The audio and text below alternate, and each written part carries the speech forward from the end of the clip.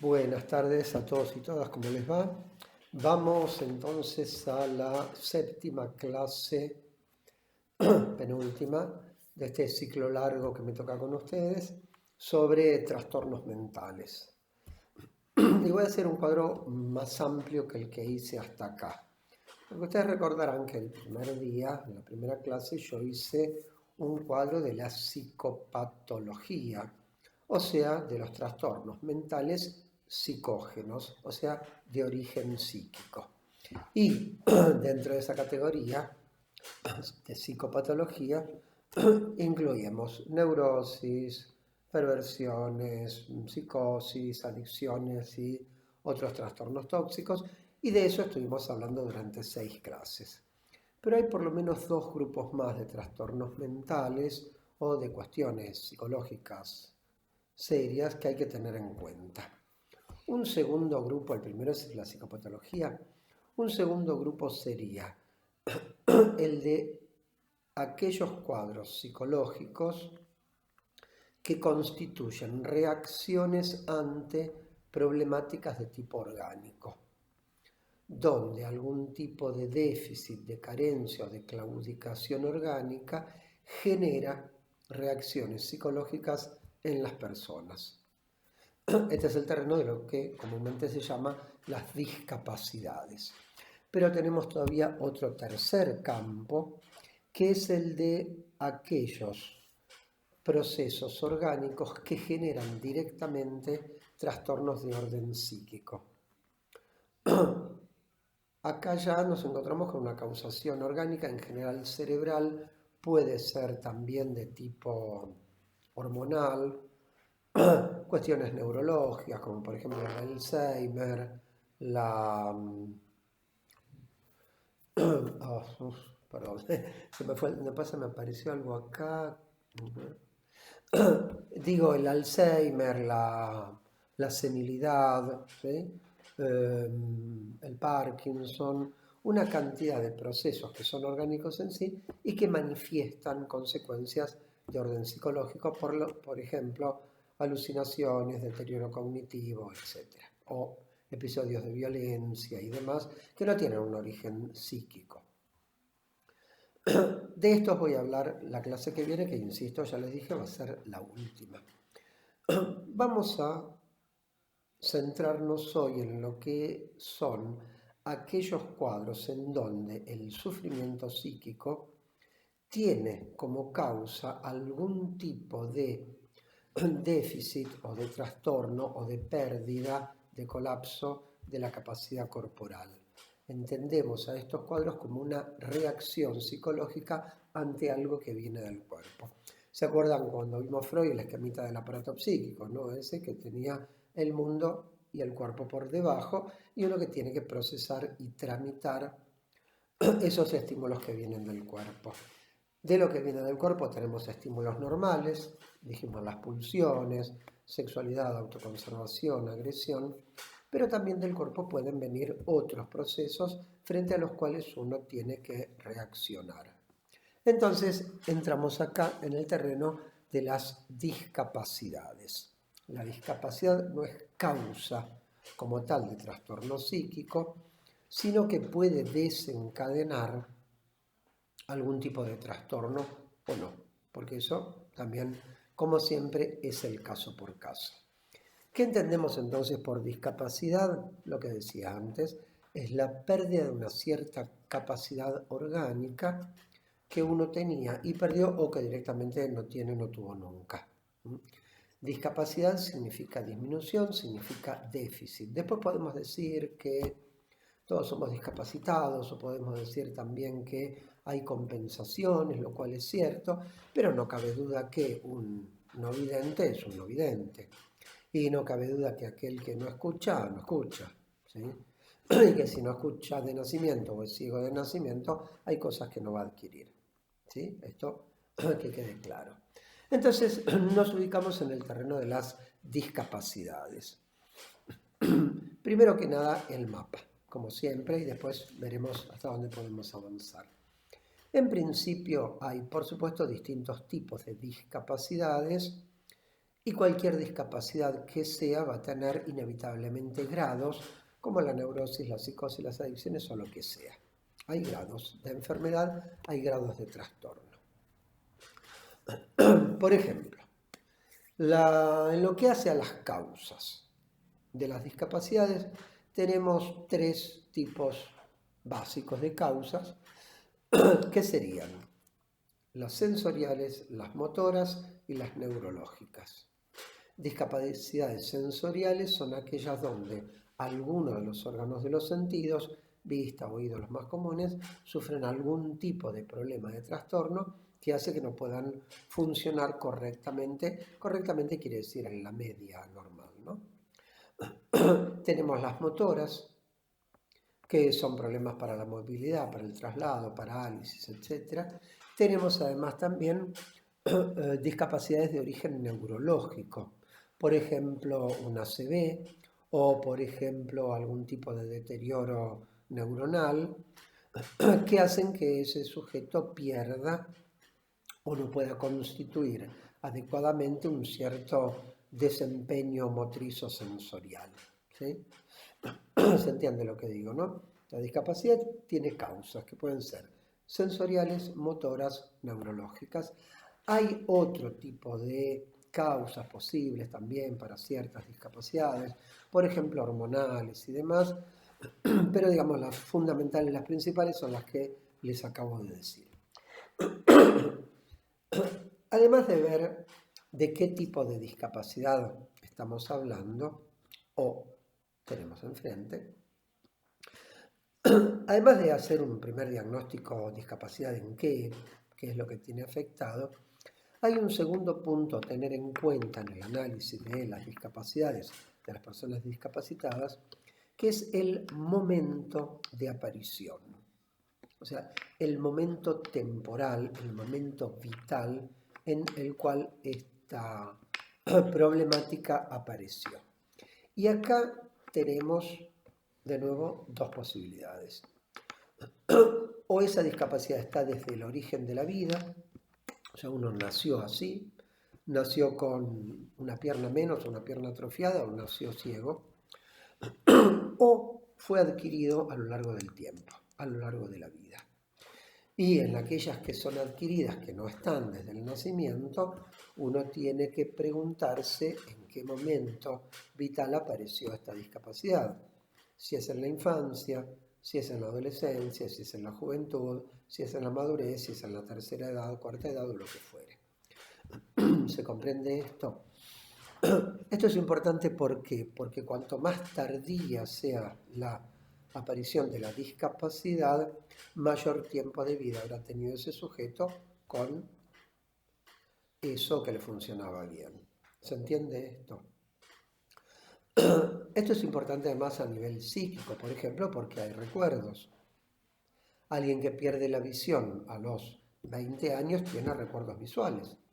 Aquel que la perdió, que nació sin ver o que la perdió muy, muy tempranamente, en el primer año, no va a tener después recuerdos visuales. ¿Se entiende esto?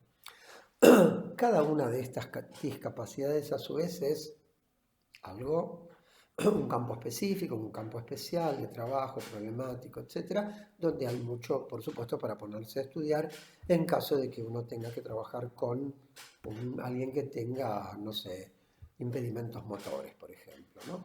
Que los hay, por lo demás, de muy distintos tipos. Entonces, el momento de origen. Esto además es muy importante por otra cosa, porque nosotros tenemos que ver si esa persona nació así o si esa persona adquirió esa discapacidad. En caso de que la haya adquirido a lo largo del tiempo, y cuanto más tardío, más vale lo que voy a decir, uno tiene que preguntarse entonces quién era y cómo era esa persona antes de, por ejemplo, del ACV o antes del accidente que lo dejó cuadripléjico. ¿Se comprende esto? O sea, ¿qué tipo de estructura de personalidad tenía? Porque es de esa estructura de personalidad de donde va a derivar en buena medida la reacción, las reacciones que ese sujeto tenga frente a la discapacidad adquirida, ¿sí? Cómo se ubica el sujeto frente a su discapacidad, cómo la encara, cómo la trata, qué significado tiene para él, etcétera, etcétera. Aquellos que son de origen de nacimiento nacieron con eso, no se conocieron a sí mismos de otra manera. Por lo tanto, ese factor discapacidad física va a estar entrelazado en la constitución de su personalidad, de su aparato psíquico, de su mundo interno, como lo quieran llamar. ¿Se entiende esto, no?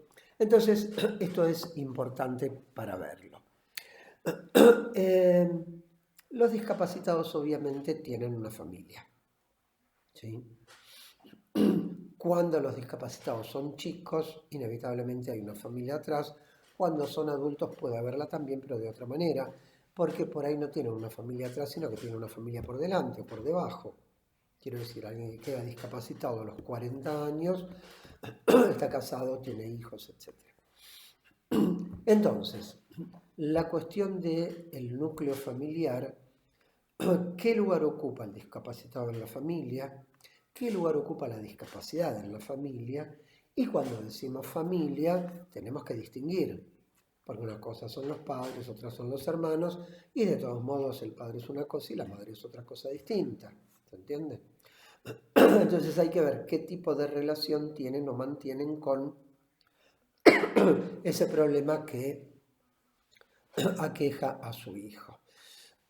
Entonces acá hay varios planos para estudiar, que de hecho hay gente que los ha estudiado, que sería, por ejemplo, la situación de los padres con hijos, hijo-hija discapacitados, la situación de los hermanos que tienen hermanos discapacitados o hermanas, pero además también la situación de los hijos que tienen padres discapacitados. ¿Se entiende? Y qué relación va construyendo cada uno de esos familiares con la persona discapacitada, la que tiene el problema, pero también con la discapacidad como tal.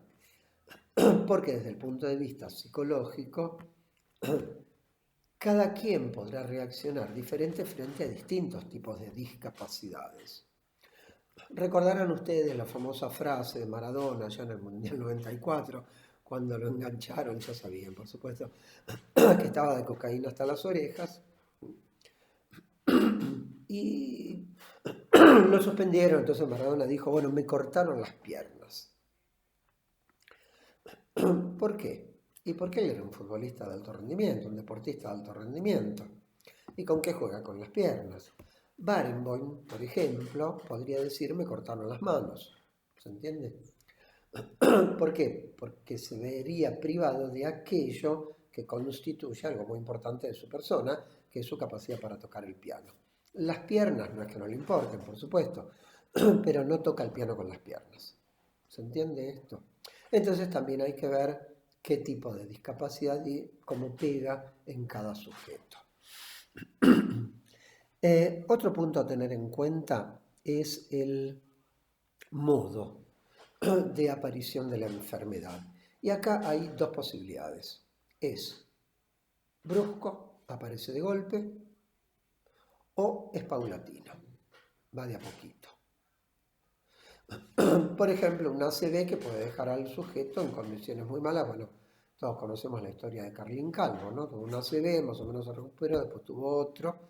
Pero el ACV es, ahora, son 20 segundos y te cambiaron la vida. En cambio, hay otras enfermedades que tienen un desarrollo paulatino, lo cual supone que el sujeto puede de alguna manera ir acomodándose. Hay que ver cómo se acomoda, por supuesto. Por ejemplo, la ELA, esclerosis lateral amiotrófica o esclerosis en placa, es progresivo, el Alzheimer es progresivo, el Parkinson es progresivo. Entonces ustedes ahí tienen para ver cómo ese sujeto pudo ir adecuándose o no a su nueva situación, al déficit, a la claudicación corporal con la cual se enfrenta. Después, entre las que son paulatinas, hay algunas que llegan a un punto, se estabilizan ahí y listo. ¿Qué sé yo?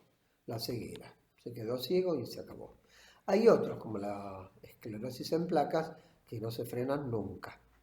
sino que avanzan, avanzan, avanzan, avanzan de una manera inexorable.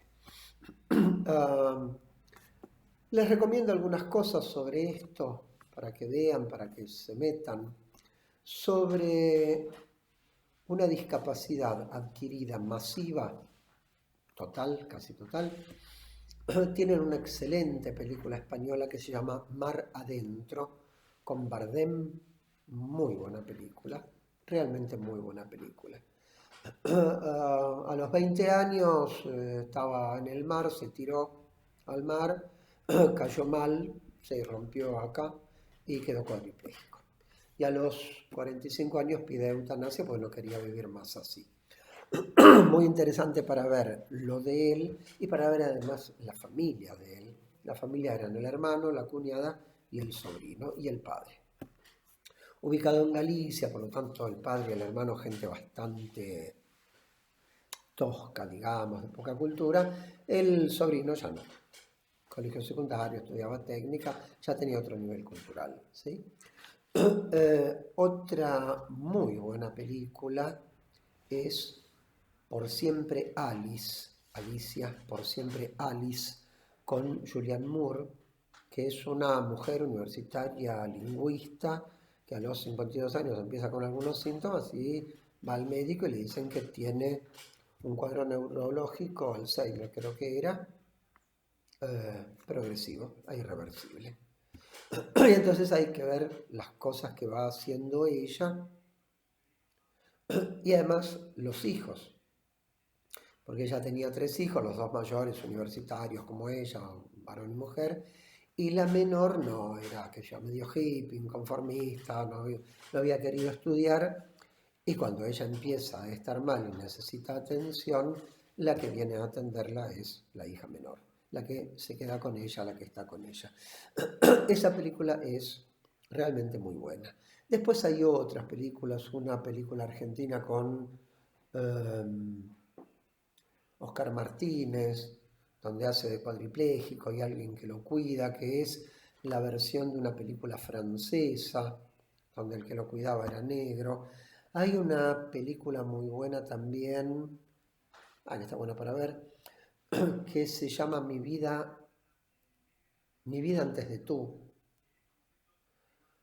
con Emilia Clarke, la de Game of Thrones, la reina de dragones, que está muy bien, es una chica que va a cuidar a un pibe joven, de gente de muy buena posición económica, que también está cuadripléjico, y bueno, cuenta la relación que desarrollan entre ellos, ¿sí?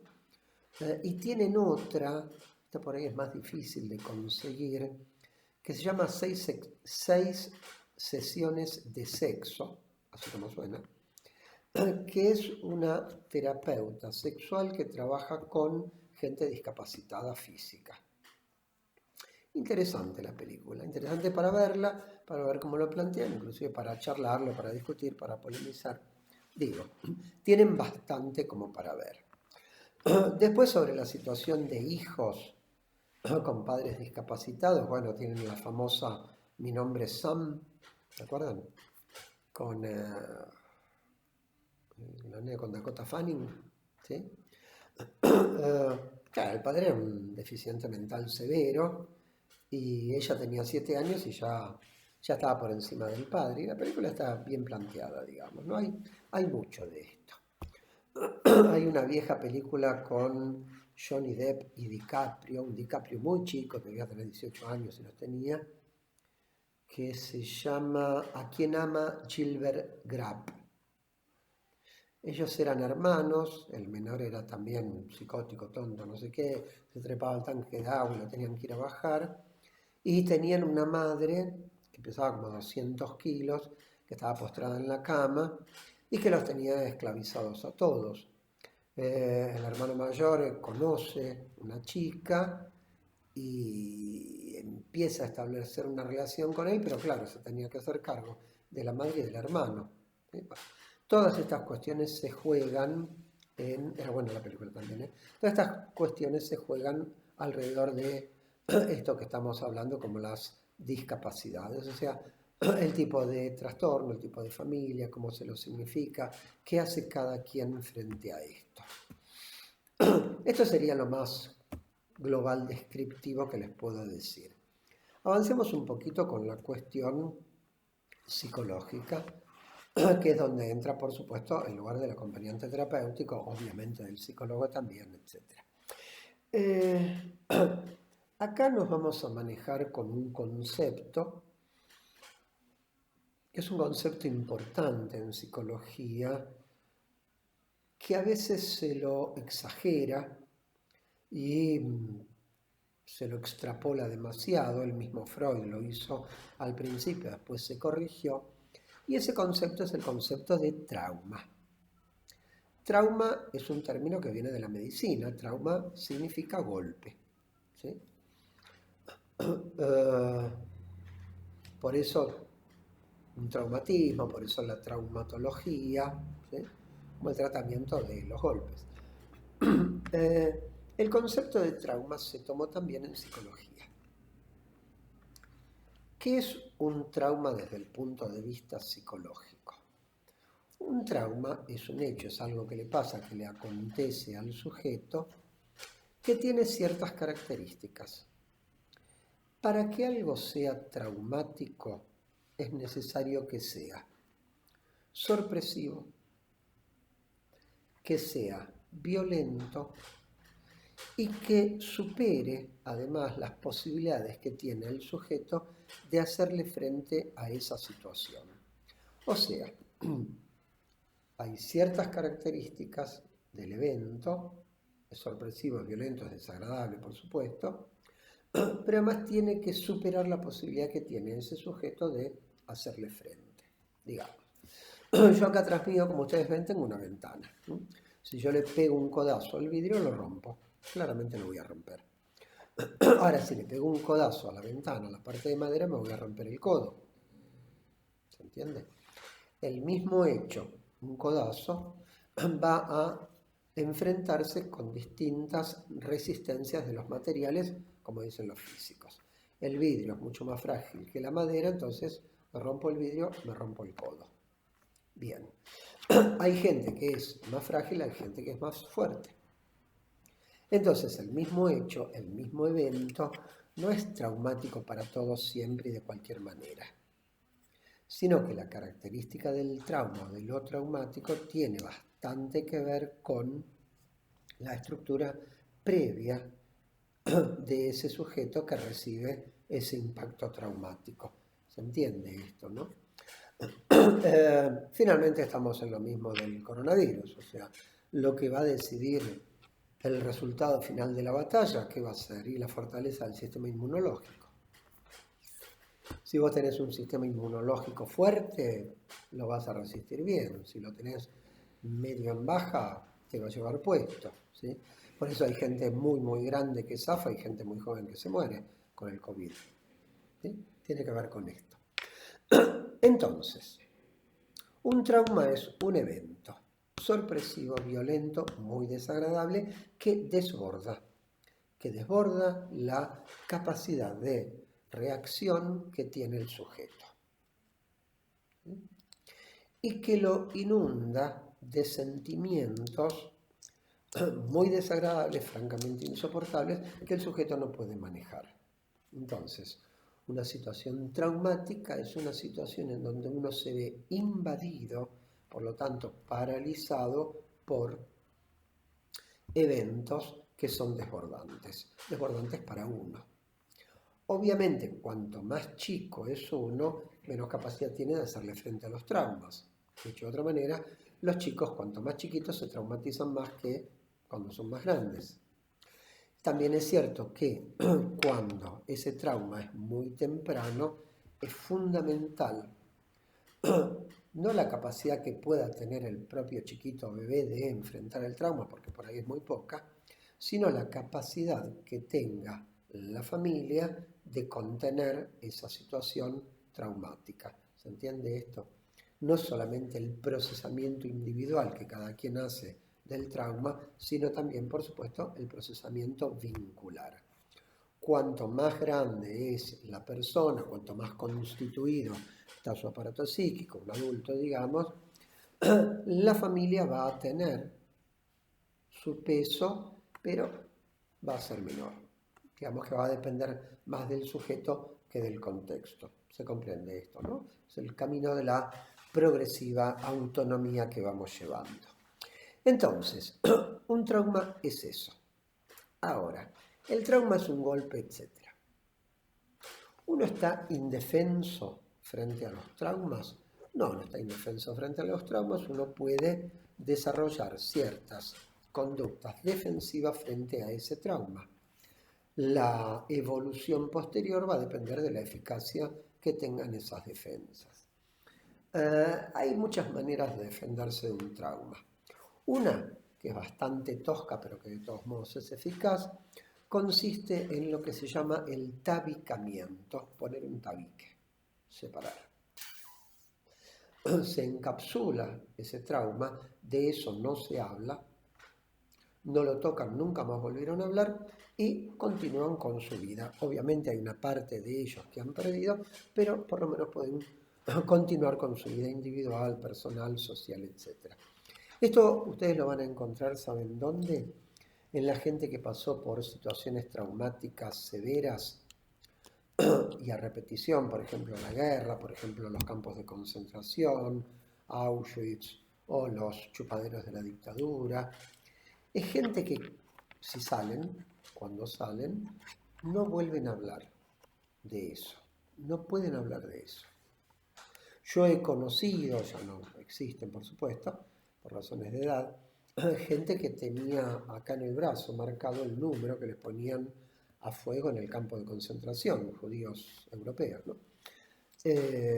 No hablaban de eso.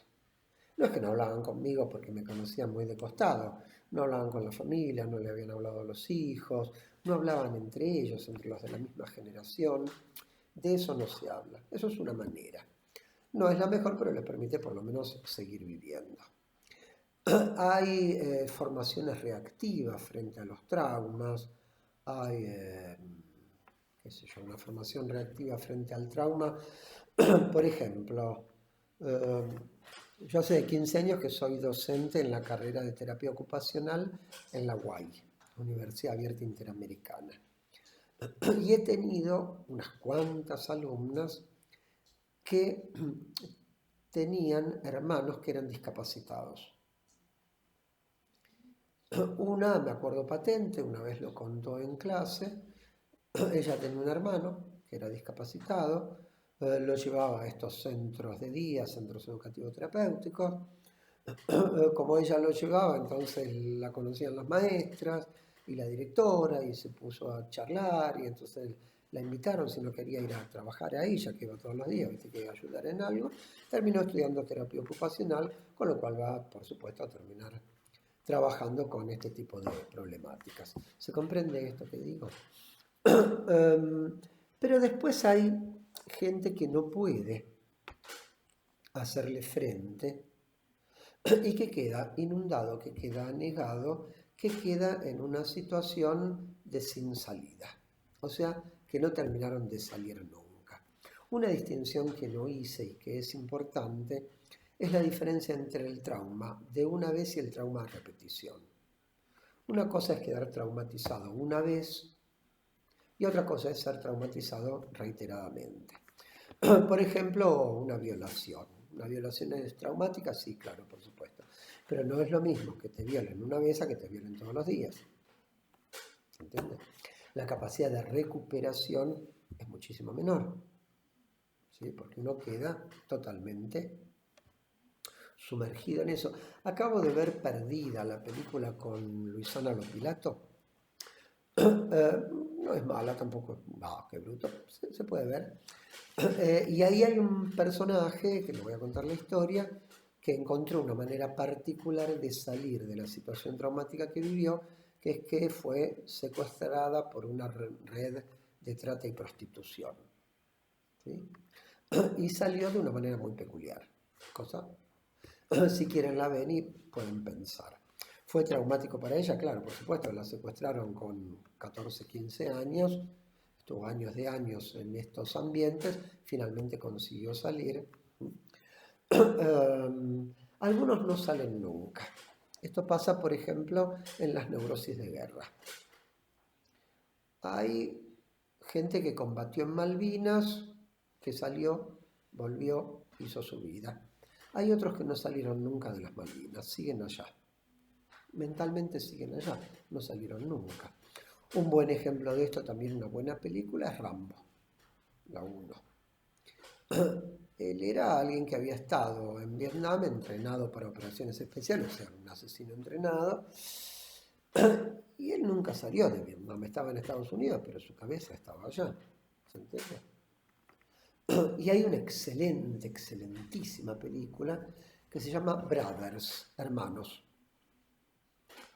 que es la historia de dos hermanos, uno que va a pelear a Irak, creo, y el otro que es la oveja negra de la familia, y el estado mental en el cual vuelve el hermano que fue al combate. Vuelve destruido y no se recupera. La película es excelente, se llama Brothers, trabaja Natalie Portman y la verdad que vale la pena verla. Volvamos entonces. Hay gente que no puede salir nunca de ese trauma. Entonces, además del trauma, se produce lo que se llama la fijación al trauma. O sea, tenemos el trauma, la fijación al trauma, que no es inexorable. Hay gente que no queda fijada al trauma, pero hay algunos que sí quedan fijados al trauma. Si quedan fijados al trauma, va a empezar a operar lo que se llama la compulsión de repetición de los traumas. O sea, no solamente fueron traumatizados, sino que vuelven a traumatizarse ellos.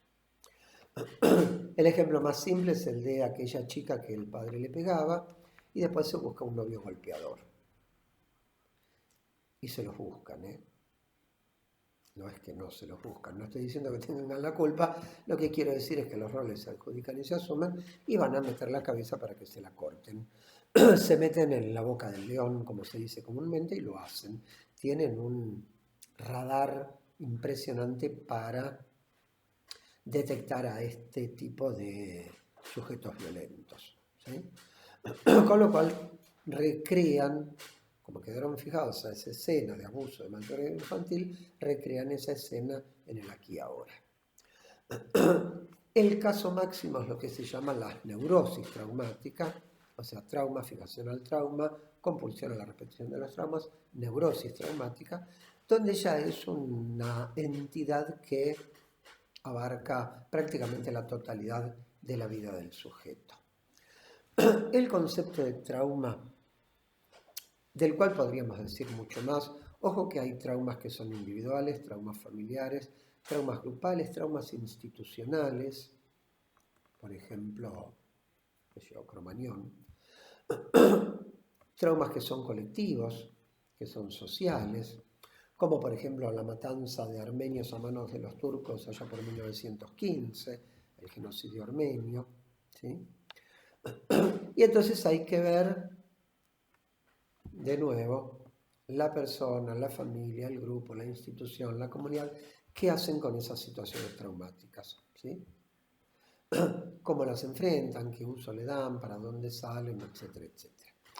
Una variedad del trauma, sin duda, son estos cuadros de discapacidad que estamos hablando. Hay que pensar a la discapacidad como un evento, una situación traumática, donde el sujeto está traumatizado, o sea, golpeado, desbordado, por aquello que tuvo que vivir, ¿sí? Después uno tiene que ver, por supuesto, porque no todos los que están en silla de ruedas son iguales, no todos los espásticos son iguales, no todos los no videntes son iguales. ¿Se entiende? Pero eso ya tiene que ver con el procesamiento que cada uno de ellos hizo. De todos modos, algo como una discapacidad física del tipo que sea, inevitablemente va a constituir un evento traumático e incidirá en su desarrollo a posteriori, ¿sí? Hay que ver qué puede hacer la persona con eso. Les cuento dos ejemplos yo además de ser licenciado en psicología, soy psicólogo social, estudié en la escuela de Pillon Rivière y, y tuve dos compañeras, ¿no? Una de ellas era una chica no vidente, que no era de nacimiento, sino que había perdido la vista, pero chica, 8 años, una cosa así. Ella se había casado con un vidente, tenía 2 hijos o hijas que eran videntes, se separó y se volvió a casar con otro vidente. ¿Sí? Y todo el mundo la quería mucho, porque la verdad es que la piba era macanuda. Y nunca especuló ni usó mal su problema de visión, ni nada, no abusó de eso, la verdad que era macanudísima. Tenía otra compañera que era espástica, que tenía movimientos tipo convulsivos que no podía frenar. Era mala, ay por favor, qué mala que era. Era muy envidiosa, era muy jodida, era muy retorcida.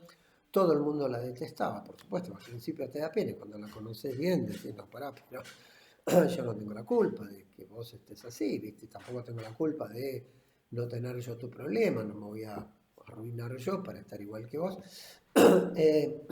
Entonces, dos discapacidades, una visual, la otra neurológica, dos actitudes completamente distintas frente a esto. Hay discapacitados, no todos por supuesto, pero los hay, que hacen uso y abuso de su condición. Buscan ventajas, meten culpa, tratan de manipular a los otros, son agresivos, son resentidos, o sea, pueden desarrollar una cantidad de rasgos de carácter importantes y complicados, que son síntomas, por supuesto, a consecuencia de su estructura previa y de su problemática.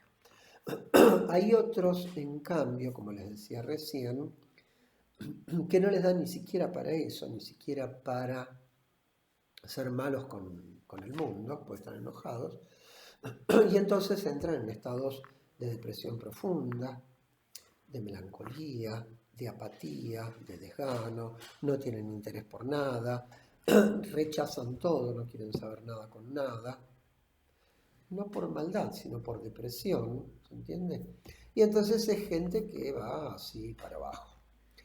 Si ustedes ven Mar Adentro, la de Bardem, ahí van a poder comparar la situación de él, que estaba cuadripléjico, que vivía en el altillo de la casa del hermano, pero que no quería salir de ahí, que cada vez que tenía que ir al médico, que iba una vez por año, era un bardo, con otro, también cuadripléjico, un sacerdote que lo vine a ver, que estaba cuadripléjico, pero que estaba muy activo. Está bien, tenía una institución atrás, la iglesia, gente que lo llevaba y lo traía, pero él tenía otra actitud distinta. ¿Sí? Entonces, frente a los discapacitados, uno se tiene que hacer este tipo de preguntas. ¿Qué discapacidad tiene? ¿Qué es lo que tiene afectado? ¿Qué importancia tiene para sí? ¿En qué momento de su vida apareció? ¿Qué estructura de personalidad tiene o tenía? ¿Sí? Familia, ¿qué procesamiento familiar tuvo o tiene? ¿Se entiende? Algunos de estos pacientes son verdaderamente difíciles, no tanto por la discapacidad, sino por toda la cuestión psicológica que tienen abrochada con su discapacidad. Y son difíciles para el trato. ¿Por qué maltratan? Maltratan a los médicos, a las enfermeras, a los asistentes, a los acompañantes terapéuticos, ¿sí?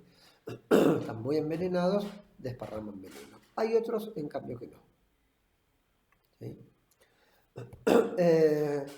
Con respecto a la estructura psicológica de personalidad previa, puede ser cualquiera. Cualquiera. ¿Sí? Desde una neurosis obsesiva hasta un psicótico delirante. ¿Sí? Por supuesto, esa estructura previa, va a determinar la relación que tiene con su enfermedad y de ahí también la relación que puede tener con el equipo tratante. Quiero decir, hay discapacitados que son muy fáciles de tratar, digamos, que son bastante neuróticos, se entienden, aceptan la ayuda. Hay otros que son muy difíciles de tratar, ¿sí? Hay otros que son sopapas, son ventosas, son como sanguijuelas, se pegan y le chupan todo al otro. Hay de todo. Por supuesto que este campo de las discapacidades, o sea, trastornos psicológicos frente a una claudicación orgánica, este tipo de pacientes, digo, son también uno de los campos privilegiados de trabajo del acompañante terapéutico, ¿sí? Dentro de esto de los discapacitados vamos a incluir a los adultos mayores que tengan cierto tipo de problemáticas, no todos por supuesto. Por ejemplo, Alzheimer, Parkinson, los cuadros de senilidad. Yo les dije el otro día que se bajaran el Henry A. y el Tratado de Psiquiatría, ahí hay un capítulo entero sobre senilidad, ¿sí? Si tienen a alguien a la familia, si van a trabajar con adultos mayores con senilidad, entonces pueden, ya tienen el libro de consulta. Y hablando de eso, me enteré el otro día que Guillermo Vilas, que tiene 67 años, nada más vive en Mónaco, plata, la que quieras, está con un cuadro de Alzheimer bastante avanzado. Ya dice cualquier cosa, por ahí no reconoce a los amigos. Él está casado, tiene 4 hijas chiquitas, la más chica tiene, no sé si tiene 3, 4 años, pero parece que está pobre. Y esos cuadros, por supuesto, son irreversibles, ¿no? Y cuando alguien empieza con esos síntomas, sabe, por supuesto, que su futuro es ese. Insisto, vean Por siempre Alice, que realmente muy buena película, y Julianne Moore, que es una actriz de aquellas. Bien, entonces este sería otro terreno privilegiado de trabajo para el AT junto con psicosis, adicciones, tenemos discapacidad y autismo, que vamos a decir algo en la clase que viene. ¿Ok? Bueno, espero que esta clase también les haya servido. Insisto, bájense el Henry A, bájense el DSM-4, empiecen a mirar lo que hay ahí para ver de qué se trata. Y si no, el día que empiecen a trabajar, cuando tengan algún paciente, bueno, ya saben por lo menos dónde ir a consultar. Bueno, dejamos acá entonces y nos vemos la semana que viene para la 8ª y última clase de este ciclo que se hizo largo. Gracias por todo, nos vemos. Chao.